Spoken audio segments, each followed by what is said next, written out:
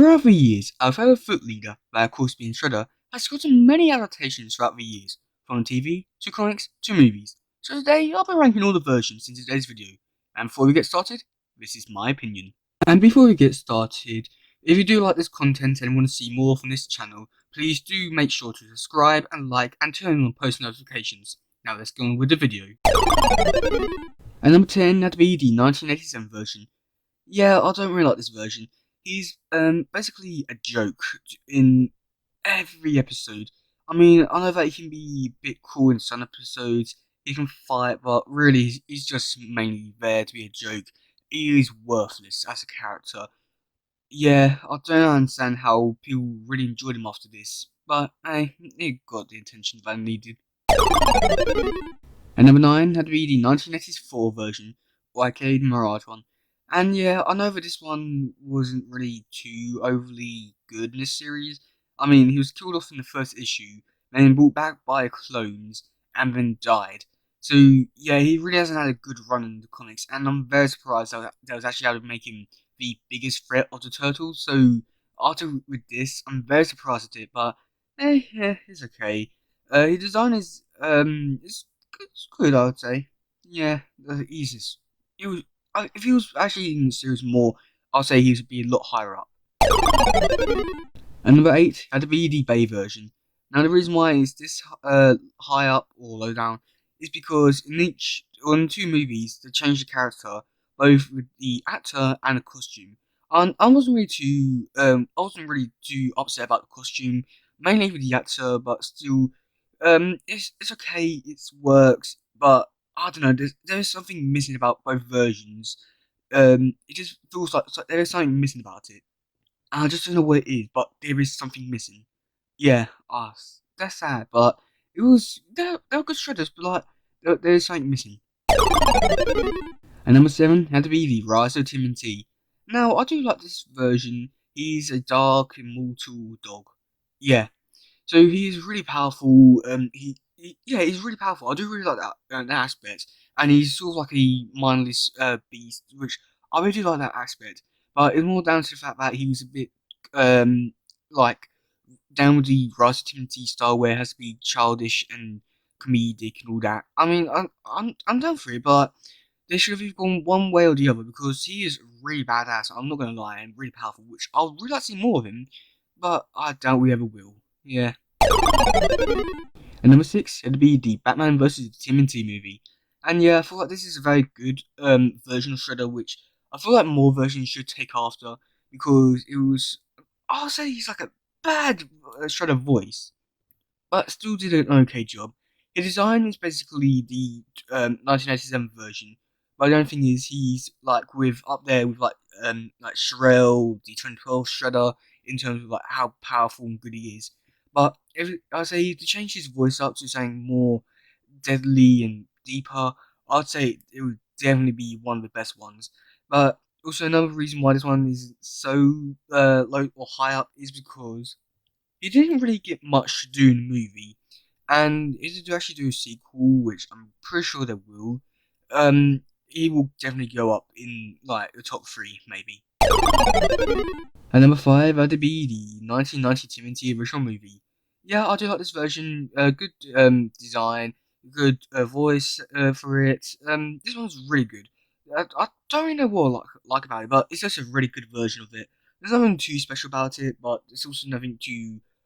I don't know, but I do like this version. It's just good, plain, basic, everything you need and more. Yeah. And number 4 had to be the IDW TMNT comic. Yeah, I really like this comic. And yeah, so it has a really good design. Backstory is weird and interesting, to say the very least, but it's very good.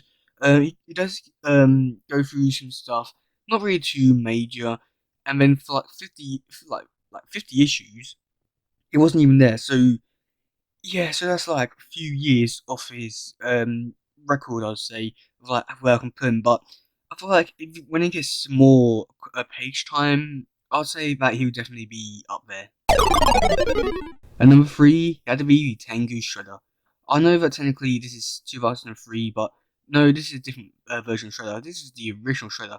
This one is very good, powerful, dark. He kills the Force Hells, the Unleashed Tribunal, the other acolytes, the Ancient One. So yeah, this one's and it's not to mess around. He brings back the dead, nearly kills Karai.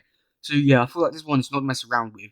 But I feel like the thing that really gets me is the fact that it was just a cop out to just bring back Shredder for their quote unquote final season as they wanted to do, with using the Usaki's face and his voice when they used him for like 4 seasons in like 2003.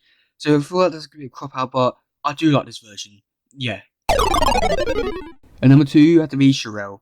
I really love this version. My God, where do I even begin? Wow. Yeah, this was my childhood Shredder when I grew up with, and nobody can change my mind. This was really good, and he was even the main thing for Turtles Forever, the biggest Turtle crossover event so far. And yeah, my God, it was just so brilliant. And the fact that they had Shirel or Kosaki as Neutron, I know that possibly loads of 80s fans will hate it, but yeah, that's kept things fresh. It was amazing at the time, and I do feel like 2003 Shredder isn't given it as much love no or recognition as it should have gotten. This is one of the best Turtles villains of all times, if not one of the best comic book villains of all times. And yeah, it just proves that you can have a really good TV show if you have the best villain that you can possibly give. As an honourable mention, I'd give it to the TMNT coming out the Shell store. And yeah, I know that you're probably wondering why the hell are you putting this in here? But still, it is a bad costume, bad voice acting. But the thing that really gets me going for this one is this clip. I hate music!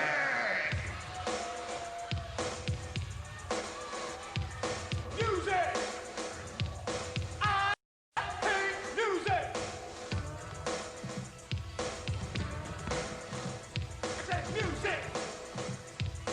I hate music!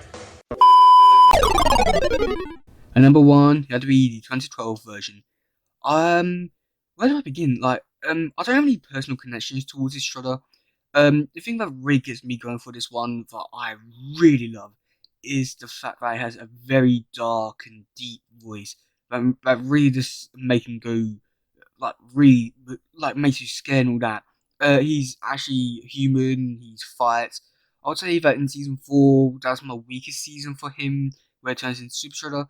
I know that some people would be like, "Oh my god," but really, I thought it was okay. It's just a chance to say, "Oh wow, look at us. We know the TMNT movies." So yeah, I don't. Oh god, yeah, it's just one of those things. But I really love this version. Just how dark and deep he is. I'm not trying to be like racist or anything because of the voice actor, but yeah, I feel like if you gave this voice actor to the Sherelle version, you would have the perfect Shredder ever. But yeah, that's just my opinions. So let me know what you think about it in the comments below, and who your favorite version is. So that's gonna be it for today, guys. If you just want, please share, like, subscribe, and all stuff. Goodbye, yo, bye.